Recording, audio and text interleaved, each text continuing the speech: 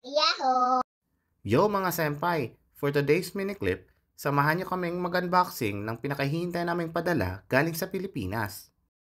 Ito nga pala ay padala galing sa grandma and grandpa nila. Open! 1, 2, 3, surprise! Wow! Wow! Thank you, Tat. Thank you, Grandma. Wow!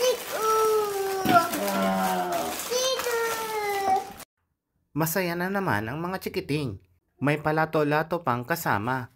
Pero mas na-excite talaga sila at naintriga kung ano ang lasa ng stick-o. First time kasi nilang makatikim nito. Kaya't halika na at huwag na natin silang bitinin at buksan na natin. Siyempre, makikikain din ang mga matatanda. At wala pang ang isang oras ay ganito na lang yung natira. Kayo ba mga senpai? Namimiss nyo rin ba ang mga pagkain kinalakihan natin? Comment down below. Maraming salamat. Hanggang sa muli. Bye-bye! Kanya!